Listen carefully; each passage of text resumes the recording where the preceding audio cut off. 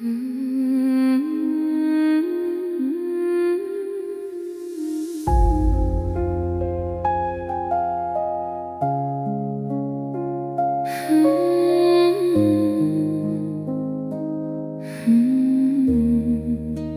ភ្នែ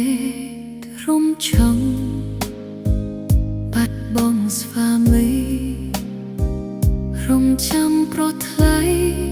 រហូតដល់ថ្ងៃសួនសល់តែបុត្រីបងសល់តែរូបកូនជីវិតអូនឯងដូចក្បួនគ្មានខ្លឹមសារ